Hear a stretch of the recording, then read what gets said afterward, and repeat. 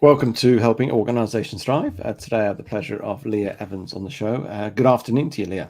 Hello, thanks for having me. Yeah, good to know you. Good to have you on the show. People might not know this, but you are a physiotherapist by day, and that's your trade. But you're also a world record holder, and you've just rode this summer around Great Britain as a team's Coastal Odyssey, where you circumnavigated 2,000 miles of Great Britain, dealing with tides, weather, seasickness, and exhaustion, and other stuff to do with team dynamics as well. And it's great to have you on. And the fact that I was part of your journey 2 years ago when you attempted back in 2022. And I was part of coaching you as a team, and then you've come back and done it again and actually completed it this time, which is amazing. So I suppose my first question is, why did you come back and take on this challenge again? Because it's a big thing to do, isn't it? Yeah, so I think part of it for me was the science involved. So it was a big challenge, but we got cut short from collecting all of the science the first time round. So the idea of completing it was a big appeal to me. But also, I guess we just scratched the surface the first time. And I think I realised how much I actually loved sort of that environment, weirdly, and the challenge. And I had heard sort of a quote from a podcast actually that I was listening to where he said, what's resilience if you don't have challenge? And I thought, yeah, I need another challenge. And so I thought, what better to use than all the training that I've already got under my belt. So. Yeah, and it's a big challenge, and I think people don't perhaps realise how big it is. It's just rowing around Great Britain, but it's dealing with tides, it's dealing with exhaustion, weather, and sickness, all sorts of things. There's a lot to contend with, and I think there's a lot of complexity to it versus just going across the ocean to America. But that's equally it's hard, but there's a lot more complexity to it, and I think it'd be good for you to just explain it, and it's almost part of a bit of your journey 2 years ago as well. Yeah. Is that people obviously have big adventures or big goals they put out there, and leaders might be listening right now, and they've got a big goal in place. But how do we get to the start? How do we get to almost the beginning of that? What was involved, and how did you keep going to get to even sort of before you sort of rode off at Tower Bridge? Yeah, so I'll probably speak of both rows. So it was All Systems Row the first time in 2022, and then it was Coastal Odyssey, of course, this year. So I think what I learned from All Systems Row was how to sort of get a project together and really get it going and keep the ball rolling, because it's still, undertaken by people that have jobs. We all had jobs, we were all working. So the All Systems Row crew, we were actually all in healthcare. So it was quite a devotion to be able to take up this alongside work. And I think timekeeping and sort of staying committed to your roles within, what you commit to as part of the challenge is really helpful to make sure that you get everything done that's needed to be done. So contacting sponsors is a really massive one. Obviously getting the following on social media. So yeah, you were saying about, there's a seasickness and stuff like that when you're on the challenge, but actually coming up to it, you had to be good at all of these things that you've never done before either. There's no, professional project manager or anything like that. You had to step up and do that as a team. So yeah, I'd say we learned a lot that first time to make sure we got those skills in the run up to it. And I say, just getting to the start line in itself is a mission, as you say, getting sponsorship, doing all the training. I think I remember seeing you off at 2022. I thought you'd almost won, as it were, and been successful. Just getting to that point in itself, I think it's quite incredible. And you mentioned some of the learnings in terms of your build up to 22 to 24. Just going on the water now, and obviously, you got to about 500 miles in 2022, just off the coast of Wales. In fact, I talk a lot about you as a team in my book. So you're throughout. Oh, you've got it. I didn't see that. You made highlight it in the last couple of weeks. Yes, but and I talk about that in there, and it's what did you when you look back on that experience, because it is obviously an experience, what were your learnings of all systems row team dynamics and the whole sort of how it worked, and what did you learn from that, but what did you bring into sort of Coastal Odyssey? Yeah, so I hope to not go off on too many tangents, but the learning was absolutely huge. So I think just in sort of the setup for the row, obviously we had training with yourself, and that kept us committed to a weekly follow up within the team, and we could check on our progress of, like I was saying, each of us having a different role. And we also ran through different scenarios. And I think that this time around I was able to say to the team, this is important and why. Whereas last time we were prioritizing it, maybe because, you'd said so. It'd be a good thing to do. It would help the team. And actually, when I look back at my experience on the boat in All Systems Row, I see why it is important to speak things through first. And basically, preparation is key. Once you're off on that boat, there really is no going back. You have what you have on that boat in physicalities, but also in your training. You can't be training as you're going. You can't be, cramming in more learning in that sort of environment. So yeah, preparation really, really is key, as part of leadership, as well as, like I was saying, the training.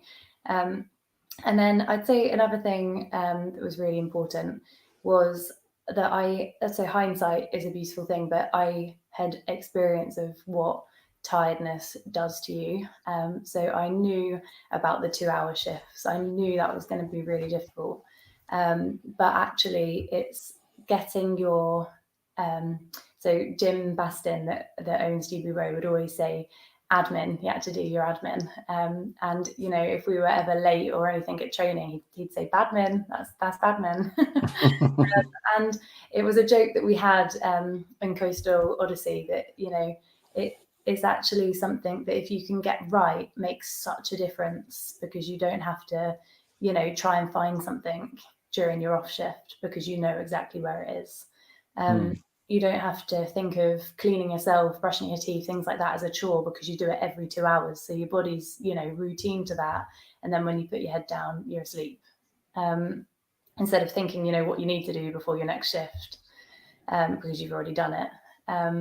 So yeah, I think if I didn't see the effects of not doing that, potentially I might not have prioritized it and stressed it as much as I did for Coastal Odyssey.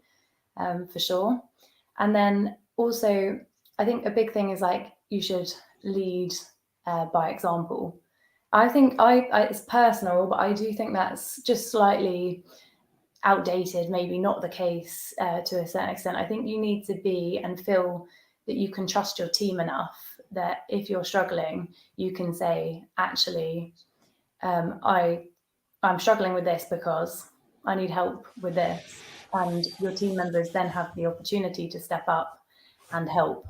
And it's about being in, that team. And that's the same for any team member. So, bringing up if your Achilles is hurting, bringing up if you're not getting sleep because you're not comfortable in your cabins, things like that. Really important, because communication is massive. There is no other way of understanding another human being without communication. And believe me, when you're tired, you don't fancy it. Just opening your mouth and putting words in a sentence that makes sense, it's so much more difficult in that environment. And yeah, I think in All Systems Row, I've always been someone that, I try to right the wrongs. I try and make sure that everyone is, listened to, and things that aren't right or frustrations, aren't tolerated. But in that environment, you just have to have so much more of a benefit of the doubt approach to things, and a resolve things slowly and later, or pick your battles a little bit later down the line. So I definitely found myself being more of a mediator this time. And that, I think I became the person that we needed on All Systems Row when things got hard. That's interesting. This time round. And I definitely had a lot more empathy for the skipper and what actually they have to contend with on top of what every other team member has to contend with. Definitely a massively eye-opening and humbling experience the first time round. So it's really difficult to know if we would have been successful if the second time round, or if I would have been as a valuable team member if I hadn't have already had all of those learnings. A truly amazing experience, and one I know that Coastal Odyssey was really, really glad to hear about and listen to, the goods and the bad parts, because they just took it all as learning. I hope that answers a few of those questions. Yeah, no, and it's great to hear that you had lots of learnings, and you sort of pinpointed a number of areas there where you've perhaps say you didn't see perhaps the value in some of the stuff you were sort of encouraged to look at, and now you do, and you brought that in, but also some areas that you felt, and you became this mediator sort of role, which is interesting. You mentioned about stuff about being almost vulnerable, really, about when we're struggling, and that's sometimes really hard, isn't it? Because I know one of the things we talked about when I was coaching you as a team, that almost that check-in piece where you sort of say, I'm a 1 today, not feeling great, or I'm a 5 on top of the world. Yeah. And that takes vulnerability, isn't it? It's a process, but to say to your team, actually, I'm really struggling today, as when you're all meant to be all hard and you've trained hard and you worked hard. How did you deal with that sort of vulnerability, and how did your rest of your team? How was vulnerability within the team? Yeah, so the first time we did use the rating, and obviously we weren't consistent with doing every day, but we were in Lulworth Cove, and we were really seriously frustrated to be sat still and being told that potentially it could be up to 5 days whilst the storm passed. So Lulworth Cove is a perfect little cove, fully protected, natural, so fit with all the rules. And we were glad to be safe, but we definitely had a few Type A personalities on the boat that were like, I've got my whole family, surviving without me. I've managed to fundraise all this money and get all of this following, and we are sat here in a holiday cove, washing each other's hair. Like I remember seeing the pictures of you all having fun. It was bliss, didn't it? I tell you, the team did not feel bliss at that point. We went round. Charlie, actually, she was the youngest on our boat, and she just went team meeting. And believe me, Charlie didn't say much, but when she did, it was a golden nugget. And this time, I think everyone was absolutely cacking themselves. We had this team meeting, and when we went round, it became very clear that actually most numbers were very low, even though that the physical demand was so low also, and it was sunny and it was nice. And actually, one of the team members burst out crying and just said, "This is actually the worst case scenario for me.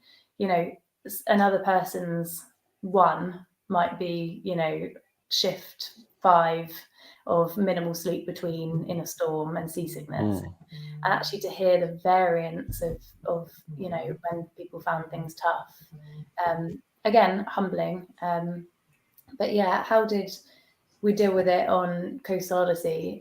So we had a team meeting each day, and sometimes this was difficult because it came into more of like a update of what we were doing as opposed to like how we were each individually feeling. So I think if anybody came to me, I would say, bring it up when you're on a shift where it's quiet and you can talk for 2 hours. Like that is a benefit of a 2-hour shift. You are sat together for 2 hours. And actually then being able to speak things through. And it's really interesting because it was an all-female team the first time and a male-female mixed team the second time. And you would think that you want to, females might want to show that they're pulling their weight to the males, and the males will, want to lead and show that they're, invincible in a way. And, they can deal with things as they arise. And actually it felt quite like everyone was happy to be vulnerable, and say, actually, sorry, I shouldn't have said that way, or, done it that way. And in a way, actually, in a team of all girls, it was almost like you didn't want to show weakness because you were all strong, and you didn't underestimate anybody else's strength. You know, the resilience that I saw in that team of all women is just, yeah, some amazing physical and mental battles were overcome. Um, Obviously, the ultimate battle we didn't overcome, but it is a thing that I have reflected on a lot, as to how gender came into the dynamics. It came down to resilience. Because yeah, there is definitely an aspect of, in any team, regardless of gender, wanting to show that you're a valid and valuable team member. But yeah, it is definitely something that I've thought about. But vulnerability, it's hard to do, and to sort of show that sense of weakness it can be perceived. I think it's a real strength in that sense. But it's great that you had that within the team and sort of demonstrated that, and that has obviously enabled you to sort of communicate and be open about it. And the fact that the males weren't all being bravado and thinking we have to be all strong and leaders, and all the females weren't going, oh no, we have to be strong because the men are here and all that. It's great that you had just been yourself and thinking, I'm finding it hard today, I'm struggling with today. I mean, what are your reflections on your, I suppose, your exit of the sort of All Systems Row in the middle of the not North Sea, Irish Sea, wasn't it, off the coast of Wales? All that point, just your reflections now post the fact that you've completed it all. Sorry, so regarding the actual rescue? Yes, all that whole point, and just all what went on. So to explain what happened, or how I was feeling at the time, or a bit of both? Bit of both, really. Just when you look back on that moment when you were rescued by the lifeboats. Yeah. So going back a little bit for the communication, it is really difficult when you have two cabins.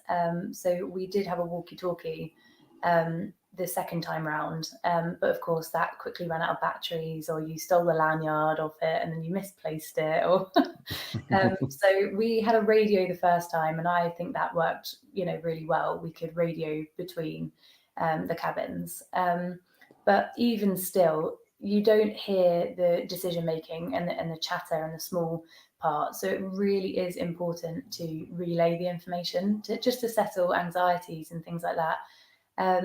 And I think this, even just going back to that last point about vulnerability, I think it goes back to that preparation is key.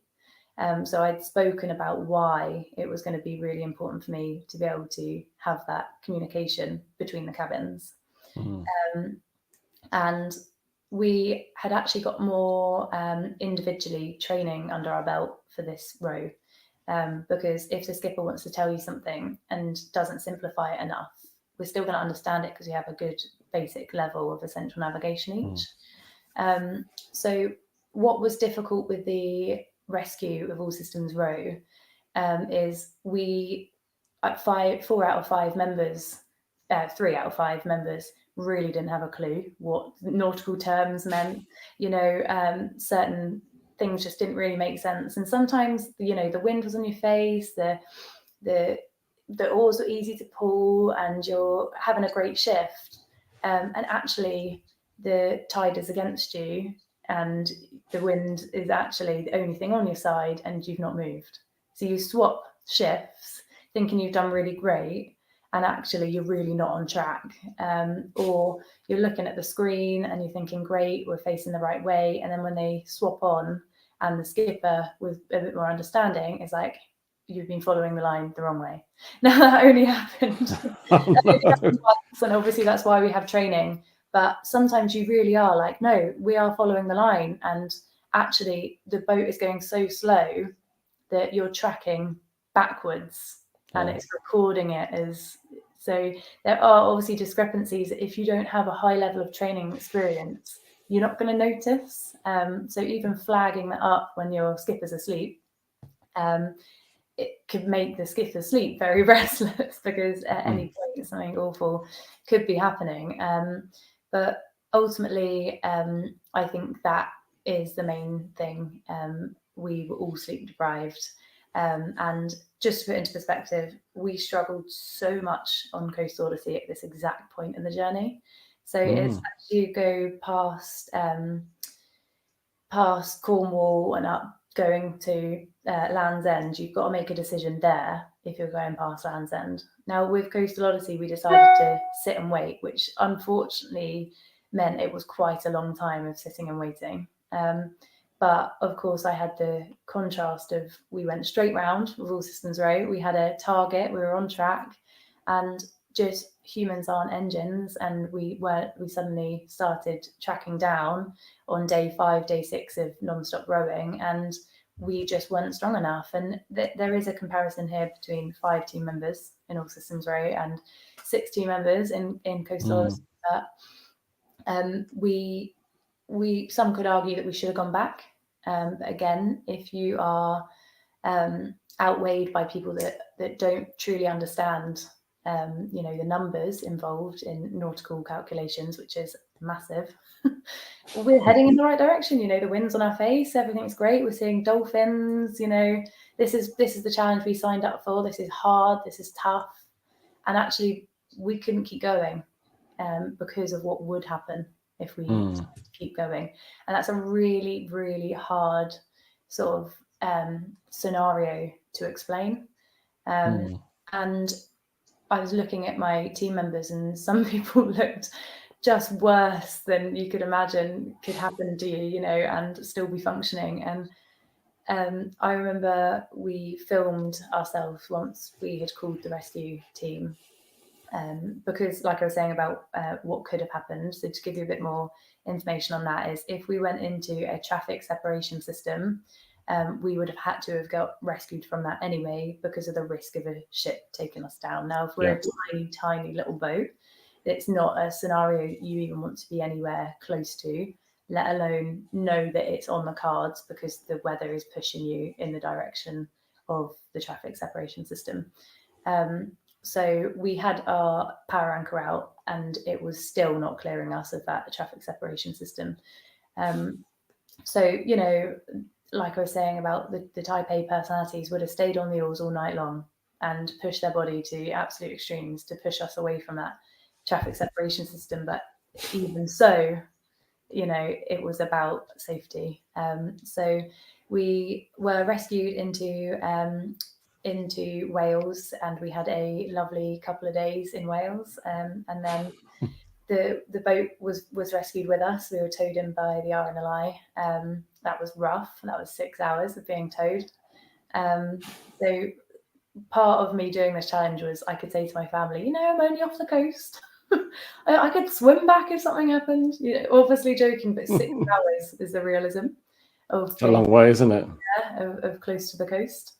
So yeah, we're massively, massively grateful that we have the RNLI, of course. And like I said, a humbling experience. But what it was like to be back on land, massively emotional, because we put so much money and time over 2 years into this. And to have got 500 nautical miles, I just saw it as failure. And, the team, we clashed at the end, and it felt like ending on this just sort of like a gut-wrenching feeling, just like a real pit. And I think if I can talk definitely easier about it now, but I think I felt like almost like a post-event blues for a while, where I was, going back to my job, and I hadn't achieved this massive thing that I'd set out to do. Not a quarter of it. So I'm glad Charlie and I went off to Bali, and it's really funny to reflect on that because we didn't talk much at all. It was almost like we had a great time in Bali, but we were almost walking along dragging our arms. Lost, so I'm so glad that I didn't go back to work, but I think we all felt in some way upset, and like it could have gone differently. But from doing the row with Coastal Odyssey and getting into the same trouble in the exact same spot, I think it has only made me realise actually how amazing we done. So actually our splits were incredible along the south coast in All Systems Row, like actually incredible on some of those parts, like Limes Bay. That was amazing timing. We definitely showed that, you know, we had strength and stamina and resilience, and it only went wrong at the end because it went wrong. You know, the weather wasn't on our side. Like I said, we were strong, we couldn't battle the weather. Yeah, Yeah. because with Coastal Odyssey, you didn't have such extreme weather conditions, did you? So with Coastal Odyssey, it was freezing. I can't tell you how cold it was. Whereas we'd had lovely sunny weather with All Systems Row, and they teased me quite a lot, almost like, "Oh, we're definitely getting the baptism of fire here." Whereas, you know, last time you had sun and then sudden storm, you've had rubbish from the get-go. And I thought, actually, yes, if I was to choose, I'd definitely have it this way around. Because we had, by the time we got to a traffic separation system, we're definitely used to putting the overalls on.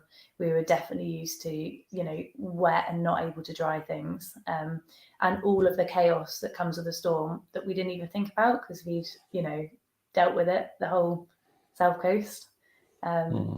So yeah, that it was definitely a shock when the storm rolled in, when we'd had lovely weather with All Systems Row. So yeah, that's totally another factor. And it's great to hear that you almost looked at your All Systems Road in comparison, actually saying that you actually did pretty good. You did well. You did. I think you did really well. Did amazing for what you achieved. You didn't get round, but things were outside your control that you cannot have predicted a storm like you had. I mean, and the RNLSI said it's the worst storms in 1972. Yeah. So, you know, that's pretty big, isn't it? And in the whole of Coastal Odyssey, we didn't see any conditions like that with All Systems Row. Not one. And that's because we took safety and hid from all the storms. And you had to trust your skipper that there was storms going on out there, because we didn't have the battery to find out anything about those, you know, weather systems ourselves at points. And it felt lovely in some of the places we were anchored at, but I knew full well, you know, the dangers of what is out at sea, and how quickly things can escalate. So yeah. Yeah, brilliant. And just obviously, you went through All Systems Row. That was 2 years ago. When you came into Coastal Odyssey this year, was there any fears that you had for the challenge based on your experience previously? Yeah. And how did you overcome those? So I wasn't going to run into the next challenge. That is a really big thing for me. So my family definitely sacrificed a lot when I done it the first time round. I was just training all the time. I didn't see anyone. You know, I missed big family events, birthdays, things like that. So when Jim had mentioned to the Coastal Odyssey team that he knew someone that would be, you know, an ideal last candidate for them, and he told me that he'd said that, I was a bit like, oh, thanks. But of course, I went to Team Ithaca, actually, Team Ithaca's ceremony where they were given all of their awards for gaining their world record in 2023. And of course, being there and just resonating so much with all of what they were saying made me think, yeah, this definitely is unfinished business, as much as I've tried to ignore it. I definitely found that in that time, I met with the team members and really liked the team members. And it was just such a eclectic mix of people with such different skills, where I was like, actually, I feel like I fit in with this team. And I've said from the beginning, it's not about just finding a team to do the challenge with. It was that I wanted to do it with this team. I just got a good, nice, welcoming feeling from the get-go. But Hannah was a great. She was admin. We called Hannah admin. And she done a lot of the communications. So Coastal Odyssey actually had a lot of change of members. And I was actually momentarily in, and then it was between me and Adam, which we also laugh about because Adam's just brilliant, and in the end they got both of us, so we say they got the jackpot. Other team members pulled out, but we say that was for the better. But my ultimate issue was everyone wanted to see this like charisma and excitement to do the row again, and I just didn't have that. I would give them all the information I had, and if I have signed my name on the line, I'm doing it. But I wasn't excited. I knew what this challenge was, and I knew how quickly it could be taken from out underneath your feet almost. And call me a realist, but I couldn't bring myself to let them get as excited as I was the first time, because it's naivety if you're going into that thinking it's going to be fun.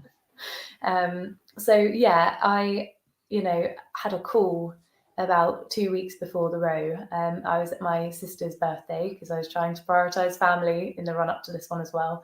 And I went outside and they said, are you serious? Are you serious about this? Is this something you want to do?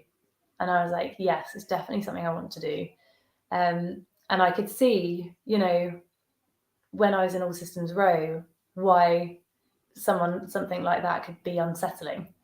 And it was a misunderstanding of sort of my commitment and my, ability to stand up to what I've committed to do. And I hope that during the row it was proved that, I am fully committed and, show up each day and put in every single ounce of what you had. But my second fear regarding the row was that I'd been quite pampered in between the last one and this one. And, I felt like I had everything that I could want on land. And why was I going off to do this in a way when, everything's just great at home? I like my job. And I think it's asking yourself, when is the perfect time? And then are you doing a challenge because you're running away from something?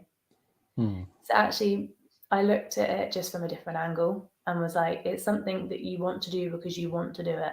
And that is okay. You're allowed to want to do something that is completely opposite to your living scenario and to your friends' opinions and to your parents' opinions. That's okay. So yeah, I think that was overcome, especially with the fact that each person on that boat had just such an awesome outlook on life.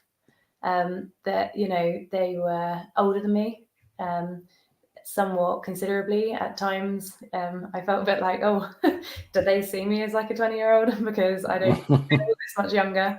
But hearing their life experiences, and they still decide to get up and go into some rally race in a 3-wheeled car, or change jobs just because yesterday wasn't satisfying enough or fulfilling enough, and the world is my oyster. A lot of people don't do that. They settle and they stay where it's comfortable and inside their comfort zone. And yeah, I think that's definitely something I'll bring forward in my professional career as well. Don't sit still if it's just because it's comfortable. Push yourself.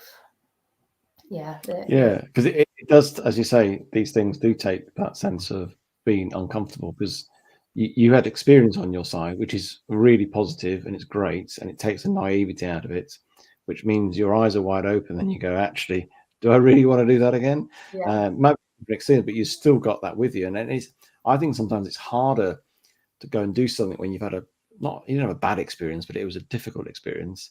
And I think that can be quite hard to actually overcome. Now, you didn't have smooth rowing with Coastal Odyssey. I know you didn't. So it'd be interesting just to share, I suppose, perhaps one example where it was difficult, challenging as a team, and I suppose, paint that scenario, but also what did you learn from that? How did you overcome it? And is there things that you would do differently again next time as individual, but also as a team? Yeah. So Flamborough Head was a pivotal moment in the row for me. And what I think is incredible is actually, up until this point, I don't think anyone really had any crosswords at all. Like, we had the issue with the traffic separation system, and we had a real good debrief after that. But even at the time, you know, people get flustered, but everyone was, you know, really cooperative. Everyone stepped in where they could. Hannah, at one point, one of the door bungees flicked up and smacked her straight in the temple. And it was because somebody else had moved the door. And I honestly thought it was going to be like a fractured skull on the boat. And she was knocked for 6, you know, and then she's still helping. And she was, you know, still engaged. And I just think that sometimes shows, you know, each of us as team members. But Flamborough Head was difficult because we had a timeline. We had a explain where it is on the coast. So it's sort of Midlands, on our way back down the East Coast. So everyone had always said it's on the homeward stretch. No one had ever mentioned that this was this was a really difficult part of the road at all. And it was Adam, Hannah, and I on shift, and we, like I said, had this time frame that was tight because of the tide changes around the headland called Flamborough Head. And we were rowing along, and the boat was really unlevel. So quite often, if someone sleeps slightly different to normal, or, you know, we've taken chocolate out of one side, it will put the boat on an angle. And I was really finding it difficult. And one of the team members just snapped and said, I don't know if you know, but we've really seriously got to get this time. We've got to get this time. And I was thinking, I'm smacking my knee. I'm like, physio in my head was like, I'm not going to be able to do the rest of the challenge if I'm really, you know, this is really difficult for no real reason.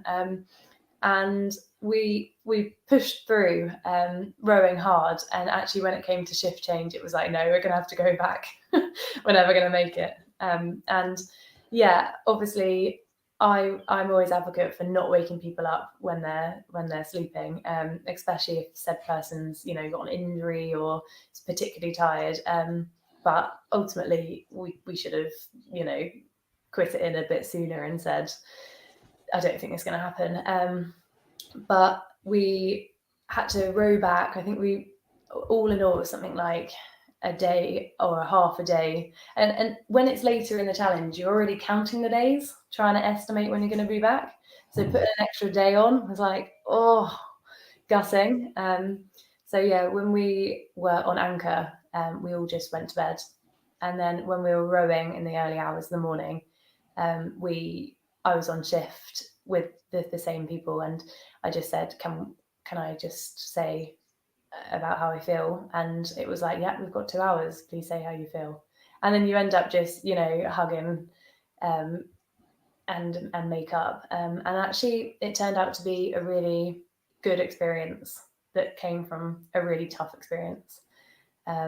So yeah, I think that's probably what's most prominent in my memory for difficult times. But I do want to speak a little bit about what it was like to be on anchor, because this time round, I did not expect to have such a high level of boredom. So I touched already on Lulworth Cove and All Systems Row. That was nothing. So yeah, we had downloaded books, and we had everything we could possibly need, except we had no sun for the solar panels. So we just had to actually entertain each other and draw. Hannah, you know, came up with a rap, which was hilarious, and catch up on sleep. So yeah, again, another positive. Sorry. But yeah, no, it definitely wasn't plain sailing.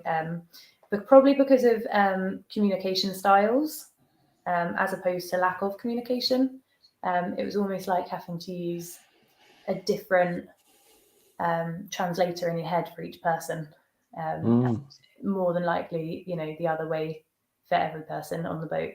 Understanding what someone means, and the benefit we had in Coastal Odyssey compared to All Systems Row was that we had 49 days to do that. You know, But yeah, a big thing was we actually, about 10 days in, decided that Patrick and Adam would start swapping over in the middle of the shifts. So when I got on, I'd be on with Adam for an hour. And then me and Hannah would stay on and Patrick would swap with Adam. So then we'd have Patrick for an hour. And they won't mind me saying, but Adam had done nice, long strokes and would chat and play I Spy. And Patrick would get on and we were going like crazy rowing, like, really fast. Some of the splits we got in were absolutely amazing, but sometimes we wouldn't speak for 2 hours. And actually the mood was, or maybe the scale of 1 to 10 was healthy for both. And me and Hannah definitely got in our fix of tranquil, looking at the wildlife and then joking about and being able to lighten up.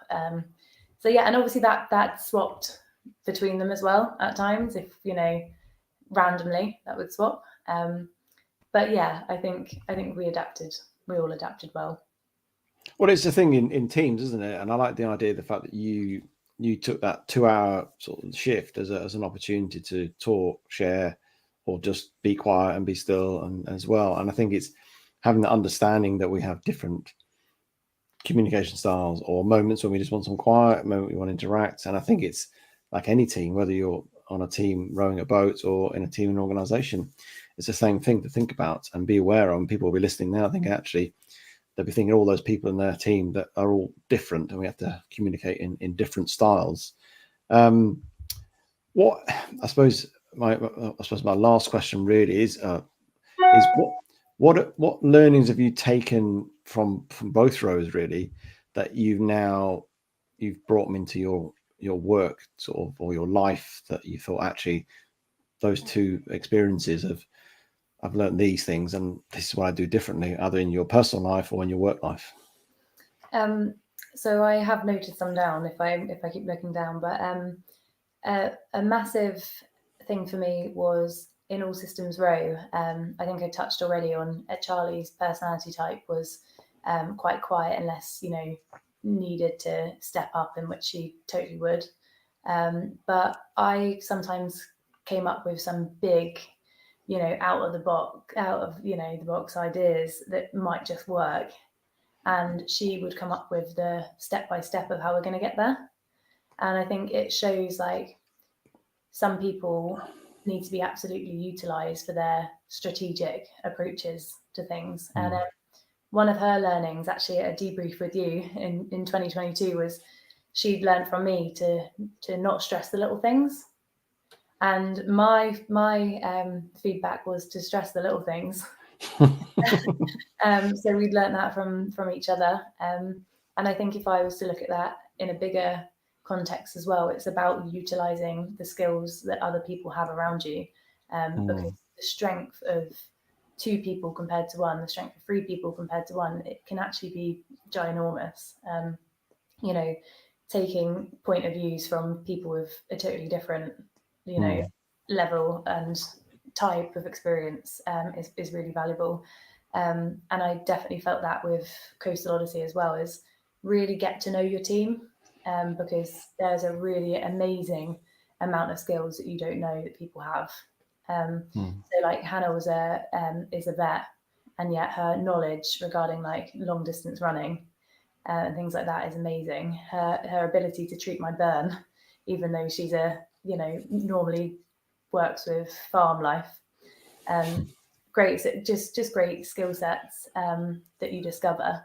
And if it gets into a stressful situation, you know that you can say, Daisy, I need you to do this now, and you'll know that they'll be able to, help in a scenario that you would never have been able to have hands in all those different areas of the boat. And also, I think a big thing is explain your why. So it doesn't matter if it's now, if it's later, but it gives a massive insight into your, in physiotherapy, we call it clinical reasoning. And it's sort of the be all and end all of your profession to make sure that you're safe. And that is, if you trust that your skipper is going to give you a reason, even if it's tomorrow or the next day, you're going to be fully committed to helping right now because you've had previous explanations from them. You know that their level of clinical reasoning, I'm going to say, is sound, and you can trust that because you have insight to their thinking. I just think that is a really efficient way of gaining trust in a team, and it goes to every team member. If you tie a knot differently and you say why, it's going to mean that they're going to, count on you to be able to do that next time. So is there anything else I'm very clear on? Just not to take things personally. Quite a lot of the time, if you were to swap you for, someone that's got all the skills in that area, someone that's really good at it, loads of experience, still might have got the same treatment because of the environment, because of the stress, undue separate factors that people are dealing with in their life all the time, and we only see the tip of the iceberg. So I guess it goes back to giving that benefit of the doubt again.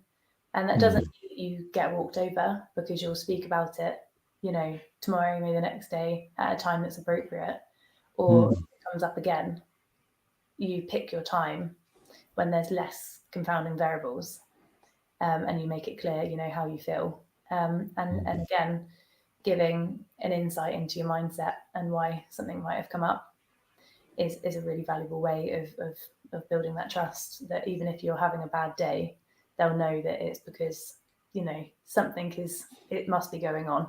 You're not just a horrible person. You're acting like a horrible person.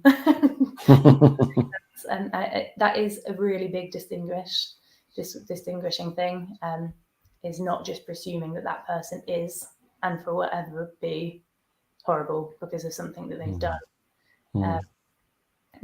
That actually had so many more factors involved. I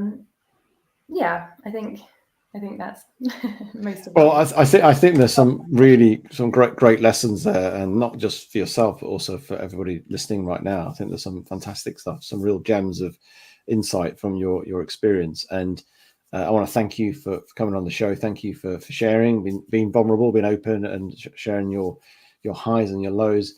But also, I want to say, I didn't say at the start, I was reminding myself to say, well done for getting a world record. Well done for, getting back up again, because, you were knocked down, so to speak, 2022, and you got back up again. You did it again. And to me, that resilience is all about, and not just getting back up again, but it's getting back up and having learned stuff. And you took some great learnings from the previous experience into the new experience, which ended up being a successful completion. So well done for that. Well done for the world record. You have a world record, which is pretty awesome thing to have. And just thank you for your time today, Lia. No worries at all. Yeah, I can definitely vouch for the comeback feels much better, and the comeback's bigger than the setback. Excellent. Thank you for having me.